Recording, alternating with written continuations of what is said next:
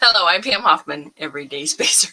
I'm Jeff Miller, 2049 Outfitters. At Everyday Spacer, we show regular folks how to personally and directly participate in space exploration, science, and astronomy. We're here on Friday nights at 9 p.m. Pacific Time, 12 midnight Eastern Time, and 12 noon on Saturday in Hong Kong. We're broadcasting live from Thousand Oaks, California. We've been bringing you episodes for the past 3 years. We forgot to mention it last week. At the end of September 2020, I posted some live videos on Facebook, and adding Jeff seemed to stick. Seemed popular, so he stuck. That's what I really meant. But yeah, thanks so much for being here with us. Those folks who are regulars now, we really appreciate that. Yep. If you like this video, please subscribe and hit that like button. Thank you. Last week's trivia question was, what is Richard P. Feynman probably most well known for? Probably for Feynman diagrams. In theoretical physics, a Feynman diagram is a pictorial representation of the mathematical expressions describing the behavior and interaction of subatomic particles. And we've been talking about particles for a while now. Yeah, and quite frankly, that diagram is very familiar to me. Of course, one of my physics textbooks had his name on it. So, very cool.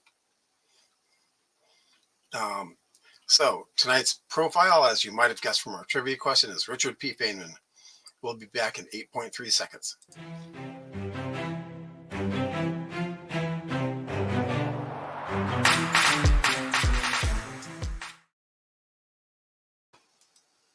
Yeah, hi, Scott. Glad you're here. During his lifetime, Feynman became one of the best-known scientists in the world. In a 1999 poll of 130 leading physicists worldwide by the British Journal of Physics, Physics World. Yeah, I can talk. We're doing good. He was ranked the 7th greatest physicist of all time. He assisted in the development of the atomic bomb during World War II and became known to the wide public in the 1980s as a member of the Rogers Commission, the panel that investigated the Space Shuttle Challenger disaster. Along with his work in theoretical physics, Feynman has been credited with pioneering the field of quantum computing and introducing the concept of nanotechnology. Pam, tell us more about Richard Feynman. Sure.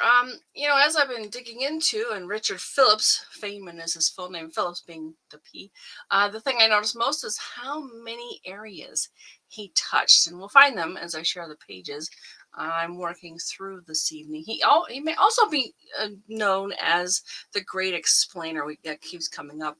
When he speaks, it's easier to understand, even complex subjects. Let me get to the right page and then go ahead and share the screen. Okay. So we have, of course, Wikipedia, always very popular for different kinds of information like this. And the thing I really, really love about this is how many connections, you'll see them in these blue, there are to different ideas, theories, people. It's just fascinating. And each one of these comes up with its own page. And it just really goes on and on and on. Sometimes we have very, very little information about people. But in Feynman's case, we have an enormous amount of information. He was very well publicized. He had a lot of connections with various people. And some of them, you sit there and you think, well, wait a minute, that's a historical figure. They were contemporaries? So it's kind of fascinating. Hey, Don, welcome. Thanks for joining us. Oh, yeah. Someone new. Hello. I don't know how to say that. Ale, or is it something else? But I hope I got it right. Thanks. Thanks for being here. All right. So, of course, you're going to find the typical information. He was born on May 11th, 1918, and died on February 15th, 1988. He was a theoretical physicist and did all these other things. Known for his work in the path integral formation. I don't even know what some of the stuff is. of quantum mechanics, the theory of quantum electrodynamics. And like I said, you can deep dive into this stuff as far as you would like. Oh, we got it. Oh, good. Cool. Thank you very much. And thanks for being here. Yep. So yeah, any of these little pieces you want to delve into, absolutely, you have lots and lots of choices. I mean, I was like looking at this and like, oh, how interesting is that? Superfluidity, liquid helium, particle physics. Of course, we really like the particle physics. We've been talking about it for a while now. He did win a Nobel Prize in Physics in 1965, jointly with Julian Schwinger and Shinichiro Tomonaga. He is a Japanese person, and we can see their names. We can see their faces here. Oops. Let's see. In English, it was Japanese physicist, influential in the development of quantum electrodynamics, work for which he was jointly awarded the Nobel Prize in Physics. And Julian Schwinger, let's get more of it. Nobel Prize winning American theoretical physicist. He's best known for his work on quantum electrodynamics, QED, in particular for developing a relativistic invariant perturbation theory.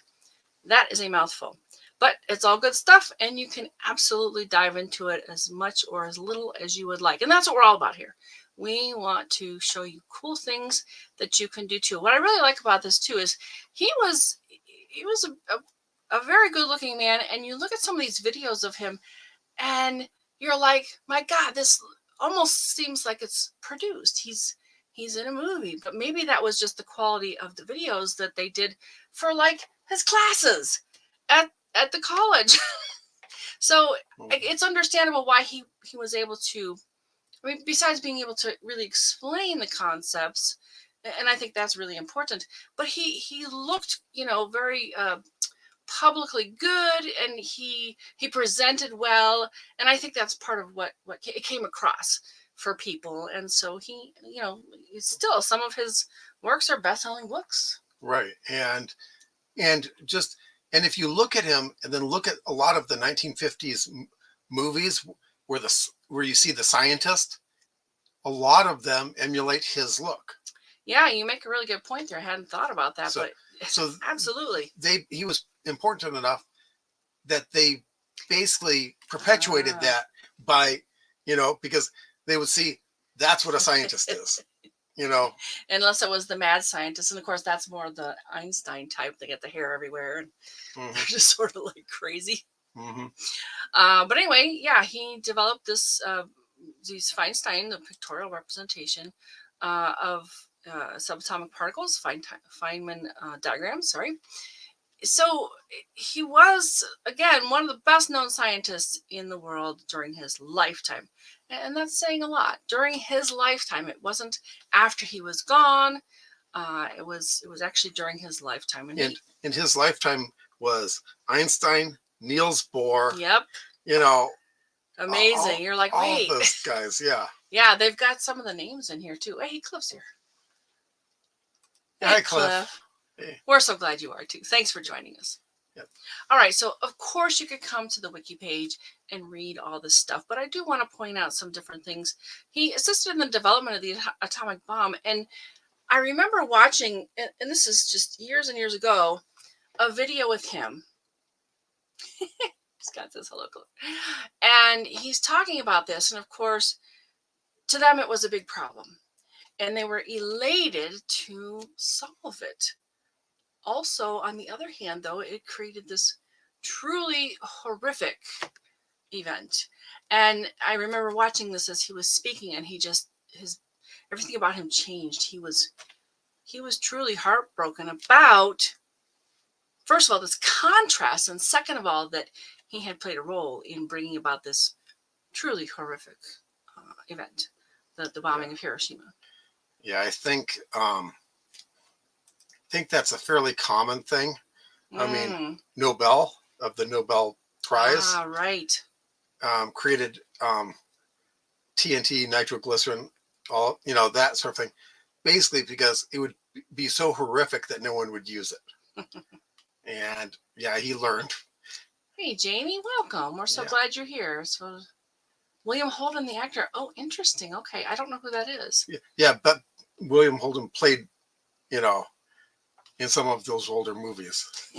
I love this. You guys are talking to Yeah. each other too. Yeah. And of course, with the Rogers Commission, he was going to turn it down at first, and then his wife was like, "No, you've got to go do this because they're going to take people around, and everybody will follow the people showing them what's going on. But you're going to go all over the place and figure out what really happened." And he did, in fact, figure out what really happened. All right, so let's see what else is in here that I think you would really like to know about right now. Some of the publications are just fabulous. And I found this is so cool. The Feynman Lectures on Physics. He was asked to create something for the underclass people in. Hey, Eric. Oh, from Australia. Welcome. Yeah. No one from Australia. Yeah. Yeah. Start talking to Cliff like Scott is.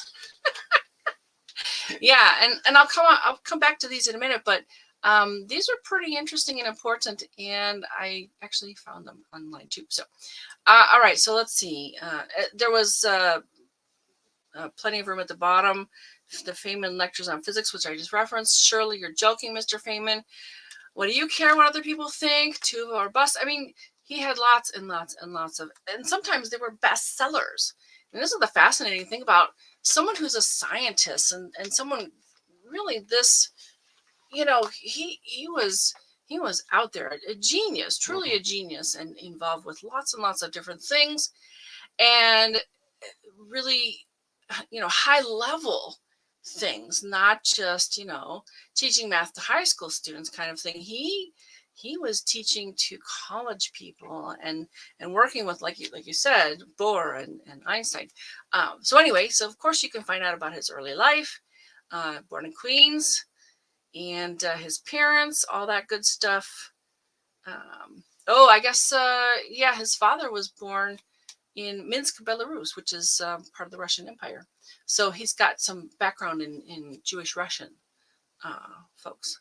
They immigrated to the United States when his father was 5. His father came to the United States when he was 5. His mother was born in the United States, and his grandfather had emigrated from Poland. So he's not that far removed. He's like really 2nd or 3rd generation, depending on how you counted it.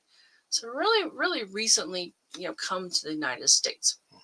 All right, so let's see. Yeah, you can read about her being a teacher, and what was his father? He was where was it? A sales manager. So they weren't exactly, themselves very, super well educated and super smart. But oh yeah, Hey, Cliff. Oh, it's raining. Raining down here. Had to cancel my star party at my home tonight for my club. Sorry, man. Yeah. Somebody bought a telescope out there. I saw a picture you showed us. Maybe it's that one. Anyway, it's an astronomy joke. All right, so you can absolutely learn more about their life. And he was heavily influenced by his father, who didn't know the different, things, but he did teach Feynman like the scientific method. He definitely had an idea about, how to think and finding out information and testing things. I love this part. As a child, he had a talent for engineering, maintained an experimental laboratory in his home, and delighted in repairing radios. This radio repairing was probably the first job Feynman had, and during this time, he showed early signs of an aptitude for his later career in theoretical physics. He actually kind of changed his mind about things and landed on theoretical physics. So let's see. Yeah, he had a younger brother, but died very early on, only a month old. And then 4 years later, his sister Joan was born. They moved to far Rockaway, Queens. Though separated by 9 years, Joan and Richard were close, and they both shared a curiosity about the world, though their mother thought women lacked the capacity to understand such things. Richard encouraged Joan's interest in astronomy, and Joan eventually became an astrophysicist. Yeah, they were Jewish, but he early on decided that he was going to be an atheist. But he did did learn some things about the Talmud. There it is. Later in life, during a visit to the Jewish Theological Seminary, Feynman encountered the Talmud for the first time. He saw that it contained the original text in a little square on the page, and surrounding it were commentaries written over time by different people. In this way, the Talmud had evolved, and everything that was discussed was carefully recorded. Despite being impressed, Feynman was disappointed with the lack of interest for nature and the outside world expressed by the rabbis, who cared about only those questions which arose from the Talmud. So kind of interesting. I didn't know anything about the Talmud before. So for me, that was definitely something I learned about. All right, so he went to Far Rockaway High School and was also, let's see, where is it here? Oh, scored 125 on the IQ test. Right. His sister Joan scored 1 point higher, jokingly claimed that she was smarter. He did decline to join Mensa, though. I understand that. Oh, saying that his IQ was too low. All right. When he was 15, I love this part. He taught himself trigonometry, advanced algebra, infinite series. I don't even know what that is. I do. Okay. All right.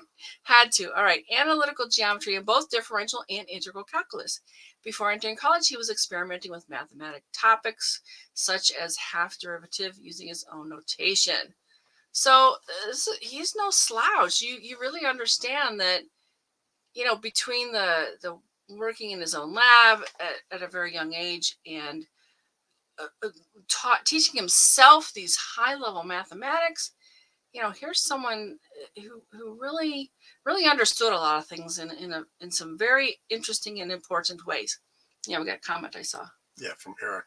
On a random note, recently watched the theatrical release A Million Miles Away regarding Jose M. Hernandez. Yeah, I heard about that. Yeah, I'm glad you liked it, and thanks for telling us about it. We do like that part when our audience tells us about cool stuff like that. Thank you. Yeah. All right, so let's see. Let's continue here. Here it is. Talks about he applied for Columbia University, was not accepted. Something about quota, but he attended the Massachusetts Institute of Technology. He did join a fraternity there.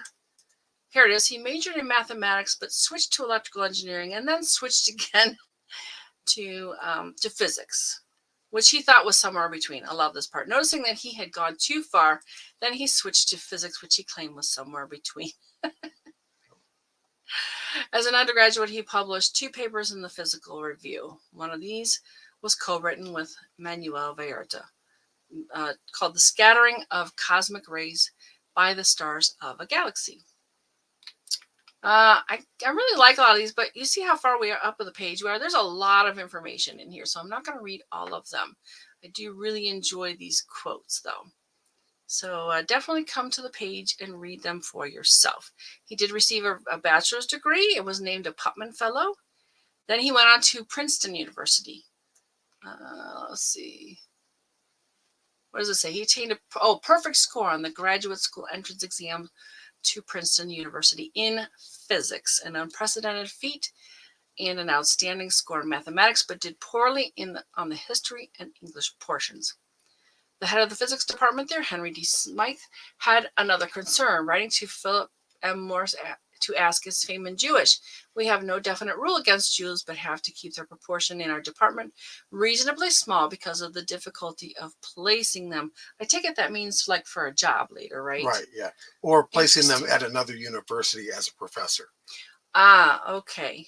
Morse conceded that Feynman was indeed Jewish, but reassured Smythe that Feynman's physiognomy and manner, however, showed no trace of this characteristic. Basically, it means that he doesn't look or sound Jewish. He doesn't look or sound Jewish, yeah. So he passes for genteel, which for its time was still kind of scummy, but it was so prevalent at that time that it's not surprising. Yeah, and I've heard about Jews being hated the world over, which I don't really understand. I mean, well, it's simple. The Christians were not allowed to lend for interest. Yeah, the Jews had no problem with it. So the Jews became the money lenders, and when you borrow money and decide that you don't want to pay it back, who becomes the bad guy? Mm, The one who's taking your land. right. That's, you know, note that has nothing to do with the fact that they gave you money and you promised to give it back. No, that's, yeah, but that's a good chunk of why the hatred was. And yeah, I just wasn't born in that age. I don't really get that, because still it's like, anyway, that's a whole different discussion. Let's see.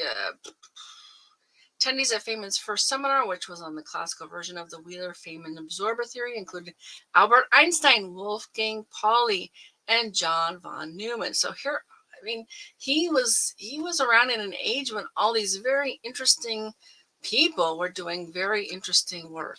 I actually had a course taught by Neumann. Oh, you did? Yes. John von Neumann? Yep. No kidding. He was you were at UCI. Yeah. He was a Hungarian-American mathematician, physicist, computer science, engineer, and polymath. He had perhaps the widest coverage of any mathematician of his time, integrating pure and applied sciences. Very cool. Was he interesting?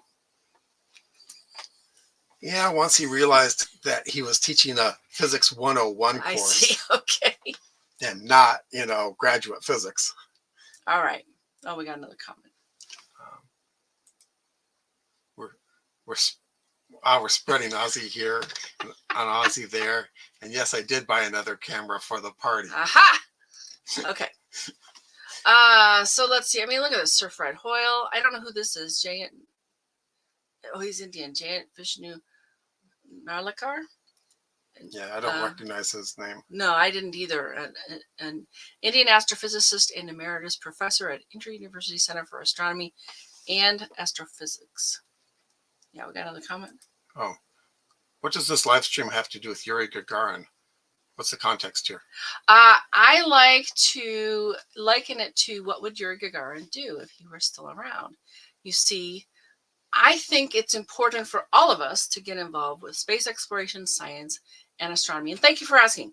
I am posting this to the group because I'm one of the admins there, and I would really like it for people to get more involved with space exploration, science, and astronomy. That's the whole deal right there. And we do a lot of space-based stuff, and then occasionally delve sideways into physics or some other topic. And this was, Feynman didn't really do anything about space per se, but hey, this was a sideways venture into physics, which you pretty much need to have for anything that you do in space. So, oh yeah, absolutely.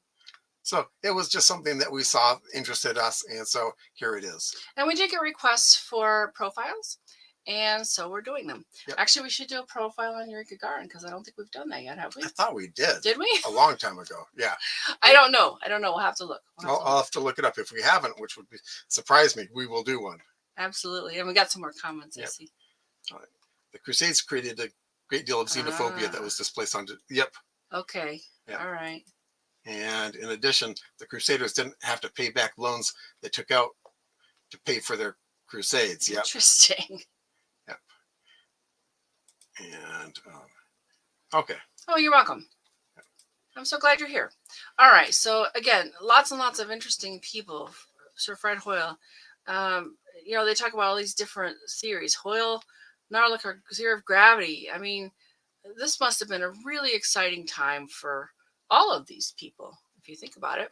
Mm-hmm. All right, I'm going to keep moving because we've really got a lot of this page to cover, and I have some more stuff here too. So, all right, he did get his PhD from Princeton in 1942. Keep that in mind, 1942. His advisor was John Archibald Wheeler. His doctoral thesis entitled "The Principle of Least Action in Quantum Mechanics." He applied the principle of stationary action to problems of quantum mechanics, inspired by desire to quantize the Wheeler-Feynman absorber theory. Let's look at that one, though. All right, so let's see. They don't really give you too much about it. You'd have to go to the page. You can go to the page. Again, tons and tons and tons of links. You can definitely rabbit hole just this one page. Absolutely. Absolutely. And we're still at the top, not even 25% in. Okay. Key insight was the positrons behave like electrons moving backwards in time.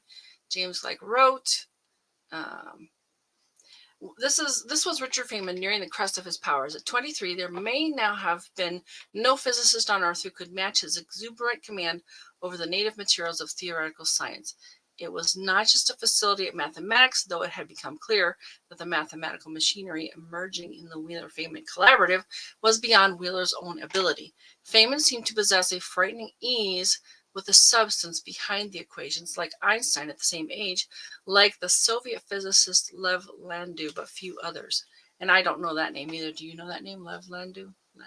No. Oh, and Cliff says, "Oh, talking about the A Million Miles Away. That was the new NASA movie that I mentioned last week." Right. Yeah, I've been hearing about it from a lot of different quarters. All right, so let's see. One of the conditions of his scholarship to Princeton was that he could not be married.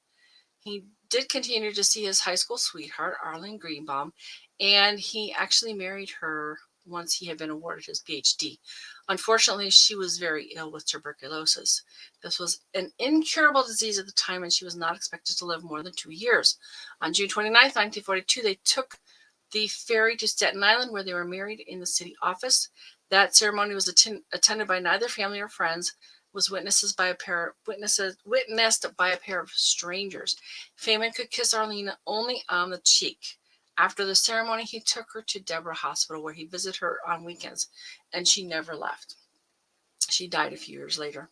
All right, so then they talk about the Manhattan Project. This was his Los Alamos badge. In 1941, World War II raging in Europe, but the United States not yet at war. Feynman spent the summer working on ballistics problems at the Frankfurt Arsenal in Pennsylvania. After the attack on Pearl Harbor brought the United States into the war, Feynman was recruited by Robert R. Wilson, who was working on means to produce enriched uranium. So this is how he starts getting connected with this Manhattan Project. But of course, with brains like his, it's not that surprising. So they used this enriched uranium for the atomic bomb. That was part of the Manhattan Project.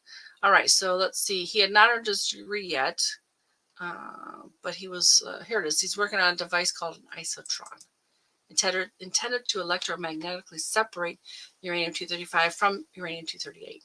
This was done in a quite different manner from that used by the Calutron. So again, all these different things you can deep dive into as much as you want.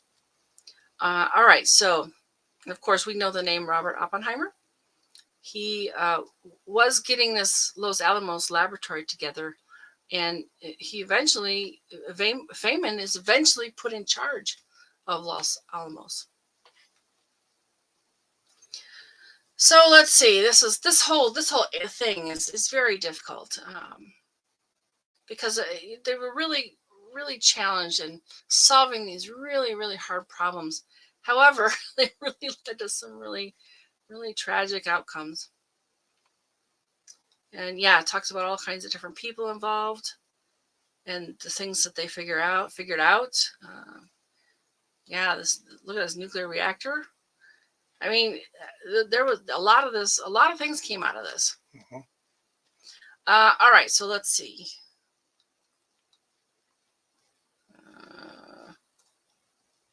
Yeah, I'm going to refer you to this part of it.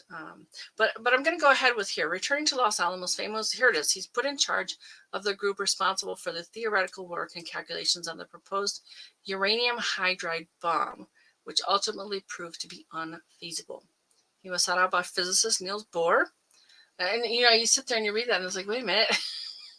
Niels Bohr, isn't this like really heavy hitter historical figure? But they were contemporaries. He discovered that Niels Bohr had sought him out for one-on-one discussions because most of the other physicists were too much in awe of Bohr to argue with him. I love that part. Feynman had no such inhibitions, vigorously pointing out anything he considered to be flawed in Bohr's thinking. He said he felt as much respect for Bohr as anyone else, but once anyone got him talking about physics, he would become so focused he forgot about social niceties. Perhaps because of this, Bohr never warmed to Feynman. So sought him out because he could tell that he was full of he was full of it, but didn't want to deal with him because he'd tell him he was full of it. Yeah. Kind of a funny contrast there. All right, so let's see. Yeah, at Los Alamos, which is isolated for security, he amused himself by investigating the combination locks on the cabinets and desks of physicists. Sorry. He often found that they left the lock combinations on the factory settings, wrote them down, or used easily guessable combinations. Well, gee, that sounds just like computer passwords. Yes. But it's interesting. He had just this little hobby of trying to figure it out. In fact, he found one cabinet's combination by trying numbers he thought a physicist might use. It proved to be 27, 18, 28 after the base of natural logarithms. You know, this is like hobbies for smart guys. I was like, what? He found that the 3 filing cabinets where a colleague kept research notes all had the same combination. He left notes on the cabinets as a prank, spooking his colleague, Frederick D. Hoffman, into thinking a spy had gained access to them. Yeah. They talk about his monthly salary, which was actually not even close to what he needed to live, and for Arline's medical bills. They were forced to dip into their savings. Yeah, he borrowed this car. And it's interesting because this guy he borrowed the car from was, in fact, a spy. But he did go to see her every weekend in Albuquerque. Yeah, as to at Los Alamos was most likely to be a spy. Fuchs, this Klaus Fuchs guy he borrowed the car from, he mentioned Feynman's safe cracking and frequent trips to Albuquerque. Here it is. He himself later confessed to spying for the Soviet Union. Okay. This must have been crazy stuff. Oh, and here, what's this Q clearance? I've never even heard of such thing. The FBI would compile a bulky file on Feynman, particularly in view of his Q clearance. How crazy is that? Yeah, we gotta. Jamie, brilliant guy and a prankster too. Oh yeah, there's other things too. All right, informed that Arline was dying, Feynman drove to Albuquerque and sat with her for hours until she did die in June 16th, 1945. And that was what they said, a couple of years. She had a couple of years. And then he just basically dove into work. He became a workaholic and a womanizer too. Actually, he did a lot of different kind of crazy things. All right, so they talk about him being at Cornell because, of course, after World War II, these guys were kind of left at loose ends. They were, they were doing all this stuff, but how do you apply it afterwards? What do you do after all the war effort work? So he was nominally held an appointment at the University of Wisconsin-Madison as an assistant professor of physics, but was on unpaid leave during his involvement in the Manhattan Project. In 1945, he received a letter from Dean Mark Ingram of the College of Letters and Science requesting his return to the university to teach in the coming academic year. It was not extended when he did not commit to returning. I love it. He in a talk given there several years later, Feynman quipped, "It's great to be back at the only university that ever had the good sense to fire me." So he did have a pretty good sense of humor. Mm-hmm. And then it goes on to talk about the different places. Yeah, he was recommended to be at Cornell, also endorsed by Robert Bacher. And these guys were working with him too. Yeah, one of the most senior scientists at Los Alamos. This led to an offer being made in August 1944, which Feynman accepted. Oppenheimer had also hoped to recruit Feynman to the University of California. But this guy, Raymond T. Burge, was not that interested. So they did make him an offer, but he turned it down. Cornell matched the salary. I mean, look at this, $3,900 equivalent to $63,000 in 2022 for annum. It's not a lot, actually, is it? No. Okay. He became one of the first of the Los Alamos Laboratory Group leaders to depart, leaving for Ithaca, New York, October 1945. So basically, he was one of the first guys to get a job after the Manhattan Project. All right. Oh, he basically bailed on it. I mean, he wasn't needed anymore. He'd solved the problem. And, instead of making bigger and better bombs, he left to do something else. Yeah, well, it makes sense. because, like I said, they had this big problem. They solved it, but then the realization that the outcome was just so horrific. Yeah, I think you're saying a lot of people had that that problem. So he was because he was no longer working at Los Alamos. He was not exempt from the draft. However, they found out that he was suffering from a mental illness, but I don't understand what it is. They say 4F exemption. Well, 4F just means not fit for service. Oh, I see. And so flat feet, needing heavy glasses, needing, not being able to hear. Those are all 4Fs. Okay. And pretty much probably creating the atomic bomb had, done to him emotionally was probably what got him out of it. Yeah, quite possibly. Of course, his father died too, but that's afterwards. Yeah. Yeah, I was sitting there going, wait a minute, that happened afterwards, though. Yeah. He actually wrote a letter to Arline after she died, which was probably pretty cathartic. And it was not opened and read until after his death. Please excuse my not mailing this letter, but I don't know your new address. And this is kind of funny too. Unable to focus on research problems, Feynman began tackling physics problems not for utility, but for self-satisfaction. And they go on later to say that, well, this was actually helpful for his winning the Nobel Prize. Yeah. So here he is playing around with this, what do they call it? Analyzing the physics of a twirling, nutating disk. There's the picture of it. As it's moving through the air, inspired by an incident in the cafeteria at Cornell when somebody tossed a dinner plate. He read the work of Sir William Rowan Hamilton on quaternions. I don't know. Tried unsuccessfully to use them to formulate a relativistic theory of electrons. His work during this period, which used equations of rotation to express various spinning speeds, ultimately proved important to his Nobel Prize winning work. So he's playing around and it helps him get the Nobel Prize. Wild. All right, so let's see. It was because he felt burned out, but he sunk himself into his work after Arline died. So that makes sense. Okay, so he did most of his work though at Caltech. So he did a couple different things, but he really touched a lot of different areas, and I think we're kind of getting into that here soon. Right. Basically, after he righted himself a little bit, after doing the bomb, he spent a while just essentially kicking around and drifting. Yeah, they don't really talk about that here, but of course, if you read something somewhere else, that makes a lot of sense. I mean, between that and Arline and his father, that would, yeah. Because most of the stuff that he's known for takes place after this. I see. Okay. Yeah, the Caltech work, because he was there like, how long? 20 years? 30 years? Something. He was there for a very long time. All right, so let's see.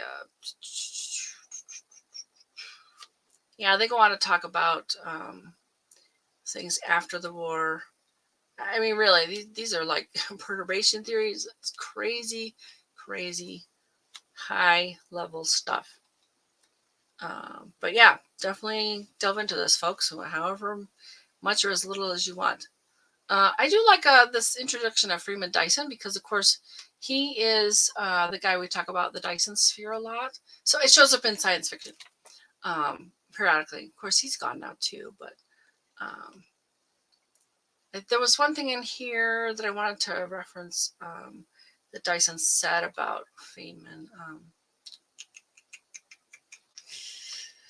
Yeah, this is really a lot. All right, if I find it, I will talk about it. But yeah, definitely go and check this out. I could probably read this 50 times and still learn something new from it every single time. Oh, okay, this is good stuff too. Because this Feynman diagram, okay, here it is. Dyson published a paper in 1949, which added new rules to Feynman's that told how to implement renormalization. Feynman was prompted to publish his ideas in the Physical Review in a series of papers over 3 years. His 1948 papers on a relativistic cutoff for classical electrodynamics, attempted to explain what he had been unable to get across at Pocono. And they're referring to this Pocono. There were several conferences after. Here it is, Pocono conference. But this one didn't really go very well. So we're not seeing these anymore because they didn't go very well. Because some of these become an annual event, or every couple of years, that kind of thing. Yeah, I think it might be here. It's 1949 paper on the theory of positrons addressed the Schrodinger equation and Dirac equation, and introduced Dirac. Okay. And introduced, I mean, I've only seen it. I've never heard it before. Yeah. Introduced what is now called the Feynman propagator. And I have a page about that, but boy, you're really going off into the weeds there.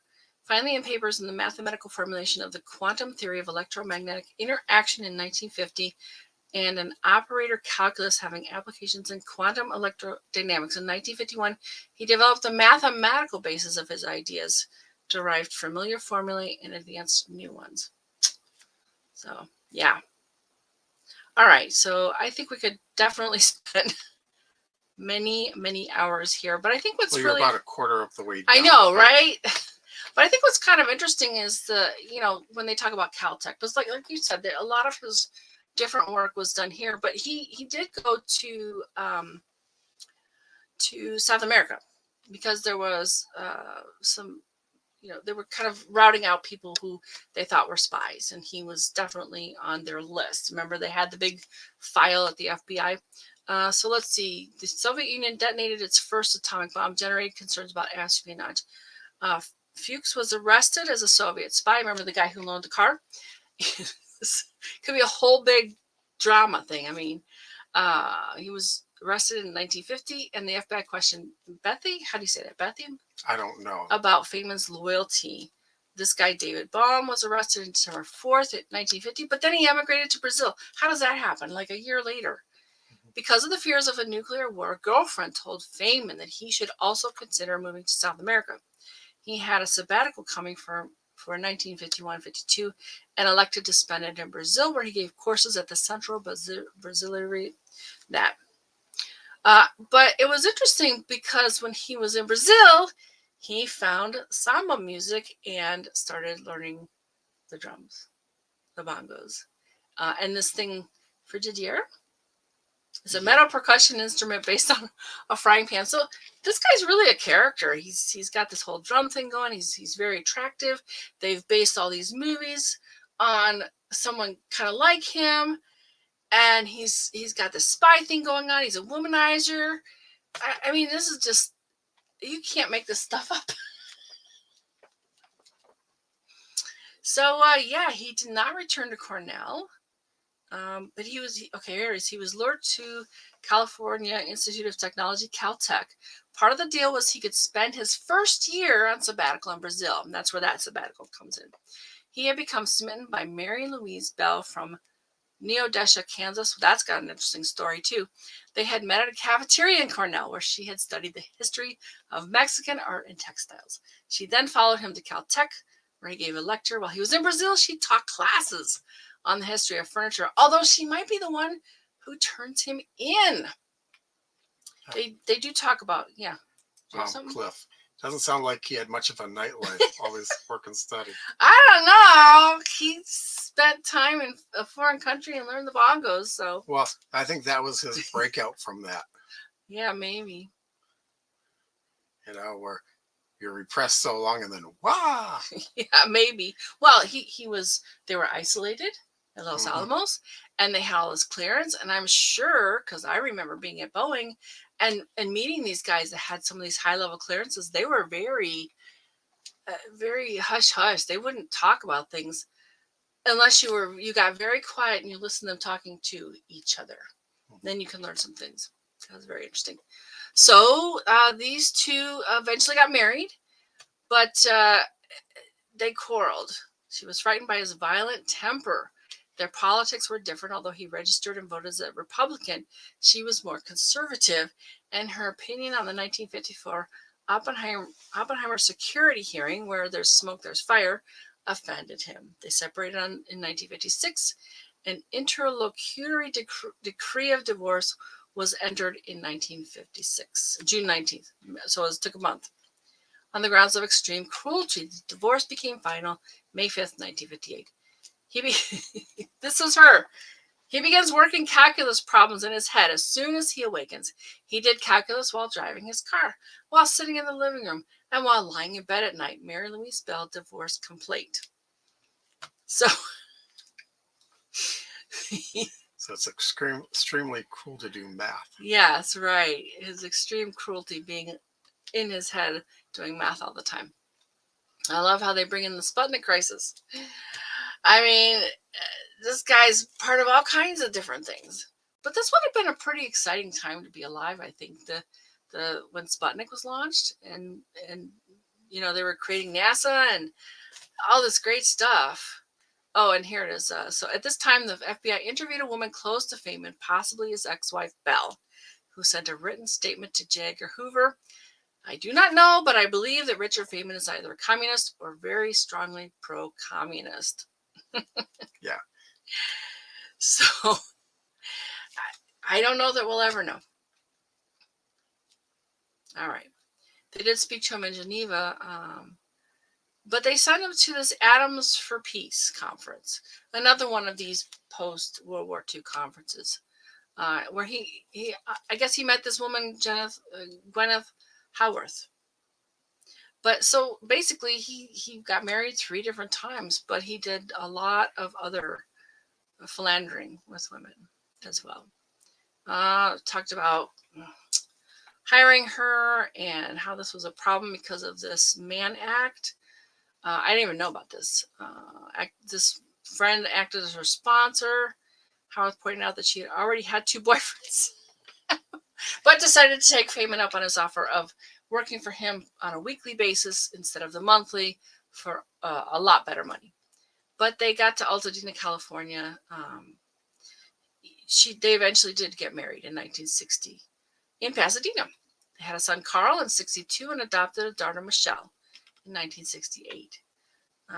They had a beach house in California, Baja California, that's in Mexico, purchased with money from Feynman's Nobel Prize. Oh, and he tried marijuana, ketamine, and the sensory deprivation tanks, and he basically gave up alcohol, though, when he thought that maybe he was becoming an alcoholic. So that's pretty interesting. Didn't want to try LSD, but he was very curious about, I think, about the brain, because, think about all the different things he would trying to figure out people's combinations. It was a psychology thing. Oh, this is kind of interesting too. He said he had synesthesia. He said that mathematical symbols had different colors for him. When I see equations, I see the letters and colors. I don't know why. I see vague pictures of Bessel functions with light tan J's, slightly violet bluish N's, and dark brown X's flying around. That seems wild. Mm-hmm. So there's all kinds of things about this guy that are interesting and unique. There were protests about his sexism, but he helped his sister with become a scientist. I mean, I don't know, but he does admit that Feynman recalled protesters entering a hall and picketing a lecture he was about to make in San Francisco, calling him a sexist pig. Seeing the protesters, as Feynman later recalled the incident, he addressed institutional sexism by saying that women do indeed suffer prejudice and discrimination in physics, and your presence here today serves to remind us of these difficulties and the need to remedy them. So, I don't know. I think it's like everybody. There's, some of all kinds of different things in every one of us. Okay. Physics at Caltech. I'm really gonna let you look at these because it keeps going. We're not even halfway through this. Yeah. Please take some time and read about Feynman. He is fascinating, and all the things he was. Okay. After the success of quantum electrodynamics, Feynman turned to quantum gravity and all this other stuff. Let's see, where are they in here? Quantum thermodynamics, electroweak theory. He basically did work on he did work on all 4 of the forces of nature: electromagnetic, the weak force, the strong force, and gravity. Nobody else has made such influential contributions to the investigation of all four of the interactions. I love it. Really, really good stuff. Oh, and this is pretty cool too. Machine technology. He's, I don't know that he would have thought so, but he might be kind of what led people into nanotechnology. So let's see what it is here. His most famous lecture on the subject was delivered in 1959 at the California Institute of Technology, Caltech, published under the title "There's Plenty of Room at the Bottom." A year later, in this lecture, he theorized on future opportunities for designing miniaturized machines which could build smaller reproductions of themselves. This lecture is frequently cited in technical literature on microtechnology and nanotechnology. This happened a lot with his lectures. They, happened in the classroom, and then they became publications. Mm-hmm. I was going to look up this word. I didn't get a chance to. Tell me about that word, Jeff. Do you know what that word means? No. Okay. I heard it again in something earlier too, and I think it is like study of, something like that. Help me out, folks, if you know what that means, because I will look it up afterwards if I don't hear from you.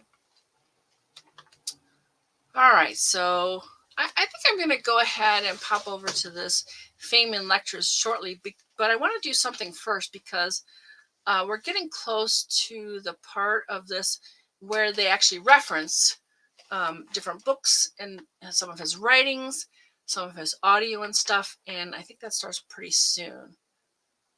Yeah, a lot of these turn into, here it is.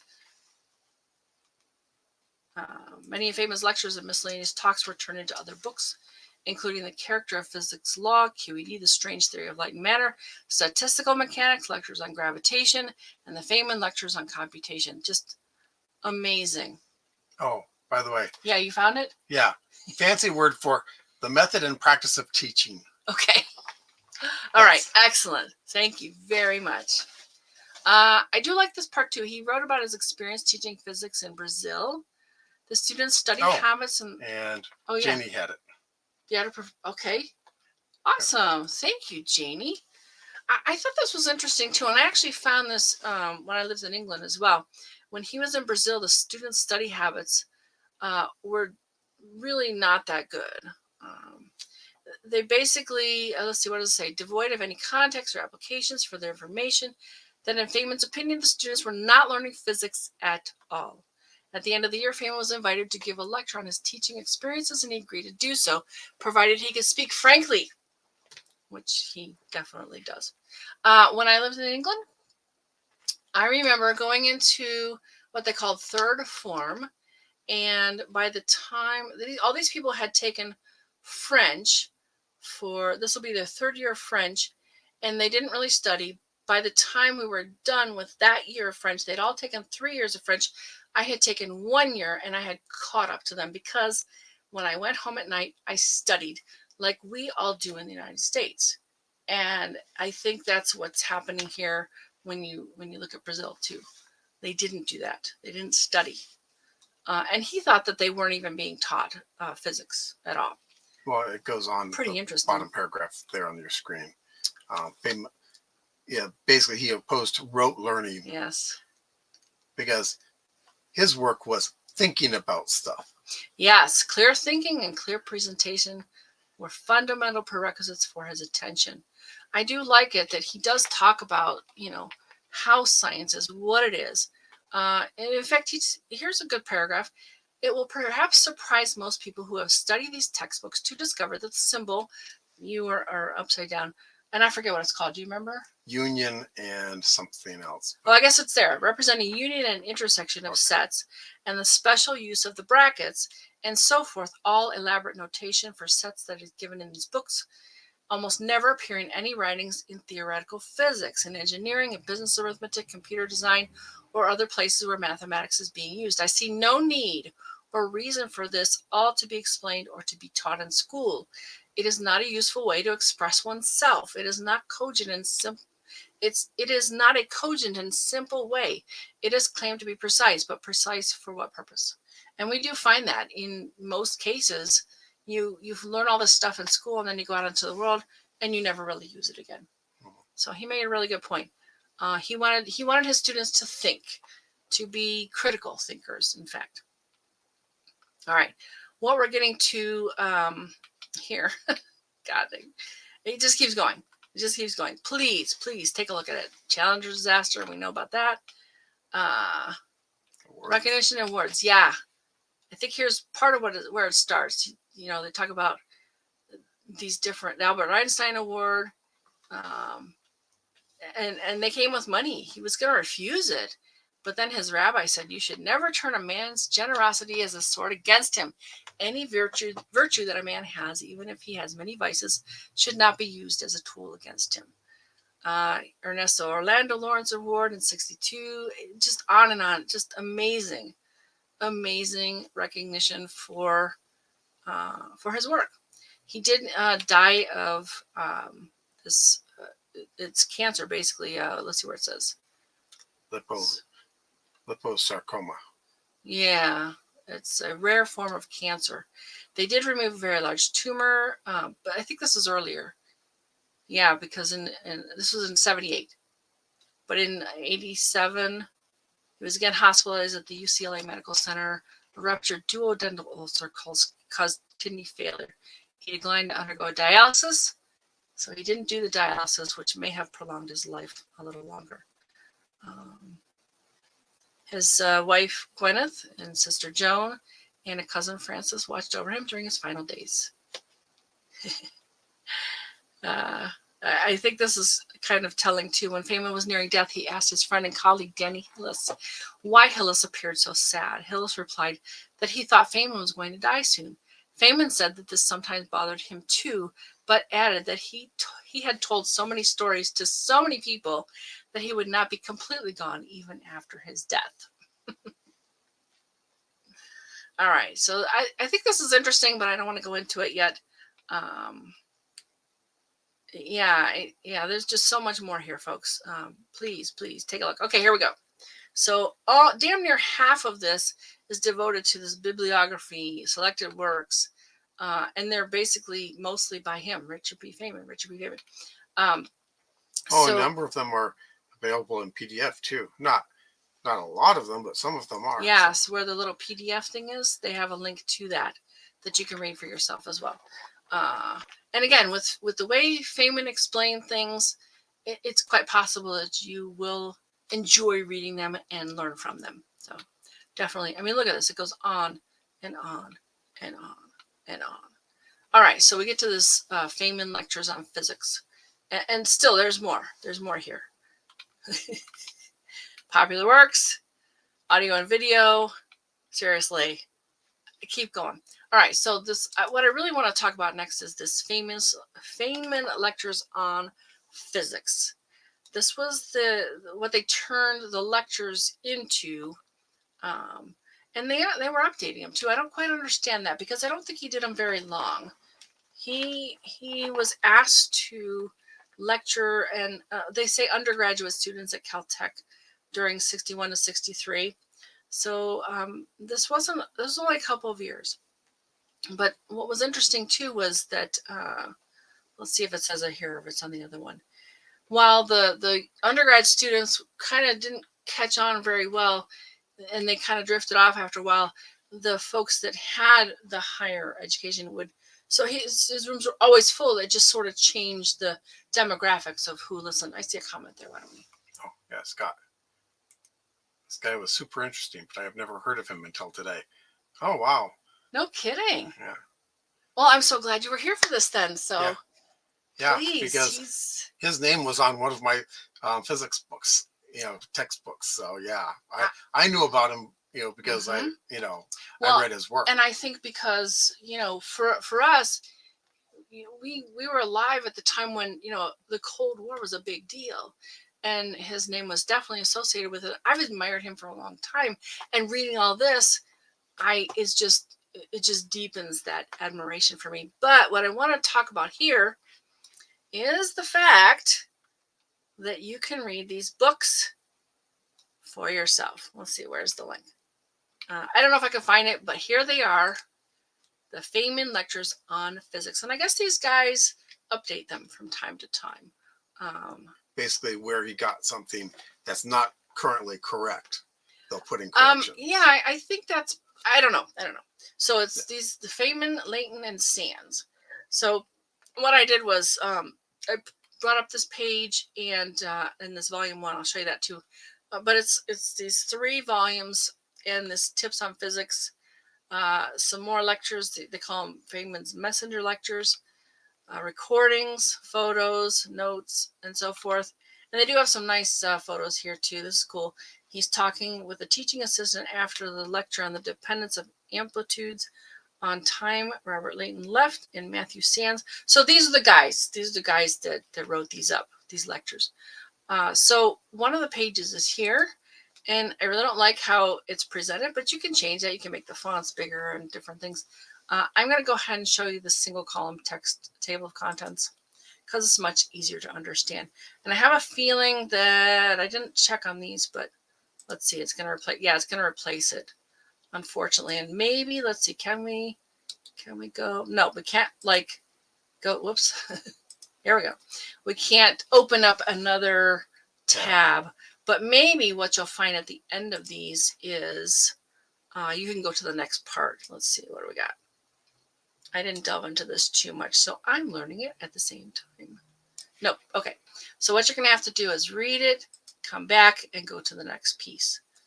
So chapter 1, atoms in motion, basic physics, the relation of physics to other sciences, conservation of energy, time and distance. I think if you want to dive in any of this, I think it would be really fun. Just because of him. He could explain things. Mm-hmm. And you didn't have to have, a PhD in any of those topics to understand it. I think it would have helped, especially because everything has nuances, right? You can go deeper and deeper and deeper into anything. But look at these titles: rotation in space. And this is just the first part. That's part 1 of 3. Yep. All right. I thought it was cool because this other thing, this QED, Strange Theory of Light, this is the one that was like a bestseller. Mm-hmm. And I think I remember back then stuff like this being a bestseller. Do you remember that? Yeah, I do remember seeing QED. Yeah. Oh, you do? Okay. So I'm like, oh, this would be a great book to get, right? Because I just like reading on this stuff. All right, so let's see, what else do we have here? Surely you're joking, Mr. Feynman. And this was a collection. Here is a collection of reminiscences by the Nobel Prize-winning physicist Richard Feynman. The book, released in 1985, covers a variety of instances in Feynman's life. The anecdotes in the book are based on recorded audio conversations that he had with his close friend and drumming partner, Ralph Leighton, who was one of those guys, one of those authors from the it's one. I think it's this guy. I think it's this guy right here. All right. So there is a whole page about Mr. Feynman, Dr. Feynman, and I like it how it's kind of simple. This is it, really. This is just the page. Again, he's so photogenic, and if you listen to any of his recordings or his lectures, there's a bunch of videos I have up here too. You really get a sense of him, who he is. He's got this, I think it's a New England kind of accent, but it's like, oh, interesting. It's not what you expect for this high-level physicist. He's like this very charismatic movie star kind of guy. It's kind of fascinating. So then I pulled up this about page. Again, it talks about where he was born, and many consider him to be the father of nanotechnology. Oh, this is cool. The 2 prizes he offered in 1959. And this is part of that plenty of room at the bottom. He prompted thinking on a very small scale. He offered a prize for the world's smallest motor and another one for very small writing, so small that the text of the Encyclopedia Britannica could be contained on the head of a pin. The prize for the motor was claimed almost immediately, but the challenge of writing wasn't met for over 20 years. So they talk about the lectures. We just looked at the books about the lectures. And his Nobel Prize, we kind of know about that. Let's see what else was in here. I think what I went to is the notable works page. Yeah. And that was taken, that photo was taken in California somewhere. Oh, yeah. That makes sense. just looking at it. Yeah, right. But they don't really reference too many pieces. Well, I guess, okay, here it is, view all works. I didn't go into this. Selected scientific works, textbooks and lecture notes, popular works, audio video. Okay, here it is. This is where you see them all. View all works. Nope. I'll scroll down. There they are. Again, this long list of, wow. Okay. And he has a Facebook page. Here he is lecturing. I just love this.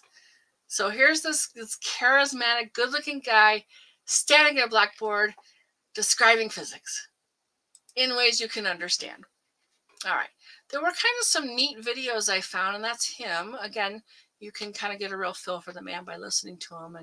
And he's talking about, the interviewer asks him, when you take magnets and you push them together, you kind of feel this, either when they're repelling, this kind of force. What is that? Why does that happen? And he goes into this whole big long thing about, well, why is a funny question, right? Oh, and Dawn says, I had no idea that Feynman's work was online like this. Thanks for showing this. I know. I can't wait to read more. So yeah, I would definitely recommend this, Richard Feynman Why. And it's not very long. It's 7.5 minutes. Then there is him on the Manhattan Project. Yeah, and it doesn't have the lengthy thing where he's, it's mostly him and he's talking about this, and then he kind of like has this reaction to understanding what this really meant when they dropped the bomb on Hiroshima. But this is kind of interesting too. And then I love this part too. They have this 100-year anniversary of his birth, and they bring up his sister his daughter Michelle Feynman, and his sister, but that's a little bit later on. And they just talk about him being the father and how he's sort of a jokester, and I really like this too. So this is a Caltech thing, growing up with Feynman, Michelle Feynman, 5/11, 2018, because that is in fact the 100th anniversary of his birth. Then there's this lost lecture, which they actually found, but they kind of have this cool thing from another class. I just think it's fascinating. This guy has so many works that were like just basically his classroom that were turned into more popular things like books and videos, and it's just fabulous. And even now, these are useful to hear and to learn. All right, so let's see what else is here. Oh, that's that propagator thing. My God. And there's about his sister, but we'll talk about that later. All right, let's come back to us. Here we are. Oh my God, going on for quite a while. Are you ready for the next part? Let's go get there. Okay, some stellar events this week. October 6th through October 13th. The Globe at Night project continues. Started October 4th and it runs through October 13th, 2023. In the Southern Hemisphere, look for Grus or Pegasus. In the Northern Hemisphere, look for Cygnus or Pegasus. Pegasus it is. Unless it's so close to the equator that it's hard to see. Yeah, I don't think it is, but okay. Okay. The idea is you go out, look for these objects, and report what you see through the app on your phone or their website. October 6th is the last quarter moon. October 9th is the Draconid meteor shower that peaks in the late evening. And the moon will be 25 days old, just 5 days from a new moon. This will be great for looking for meteors in a dark location. The moon will rise three hours or so before sunrise, and it will appear smallish. So no big moon to interfere with this one. Actually, no moon for a good chunk of the night. Yeah. And it's Thanksgiving in Canada. Also, the moon will be at apogee. October 10th, Venus and the moon are in conjunction, and Pluto is stationary. October 13th, Friday night show. I'll do another profile. Oh, yes. Okay, that's what it says. Hi. Find us Fridays at 9 p.m. Pacific time on the Everyday Spacer Facebook page and the Everyday Spacer YouTube channel. And the moon is on the equator. Yeah, this is not constrained to right now. Yeah, it's just right on the equator. No. All right. A little bit, and it tips one. Yeah, it goes north or south. All right, some other events and activities. World Space Week continues. It runs from October 4th through the 10th. The theme this year is space and entrepreneurship. Remember, Australia, you still have time to name our rover. Entries close October 20th. The winner will be announced on December 6th, and the chosen name will be engraved on the Australian-made rover that will head to the moon by as early as 2026. And this is all happening in 2023, so if you're hearing this afterwards, yep, it's already going to be on its way. Okay, if you or someone you know has done something interesting involving space exploration, science, or astronomy, we'd love to share our live. Join us again next Friday, October 13th. I'll do a profile of Joan Feynman, Richard's sister, who is also a scientist. Join us again next... Oh, no. You did that. I did that. We got another comment, though. Let's show that. October 14th. Yes! The annular solar eclipse. I don't know where all that's going to be visible from. And we'll be talking about it more on next week's show because... The 13th. Yeah, on the 13th. But yeah. Yeah, let's make sure and get that on the list to talk about. We'll mention that. Thank you for that. It just seems to me that the annular eclipse should take place once a year. They use so many weird words in space and science and stuff. And you computer people aren't any better. All right, so thank you so much, everybody, for being here with us. That's Scott and Don and Janie and Cliff, and we had some new folks. Thank you, Eric. And MLA, and I think that was them. Yep. Scott was here. Thank you so much. We really enjoy your contributions. It just makes it so much better. Have a great night, folks. Have a great week. And we'll see you on Friday. Good night, folks. Bye.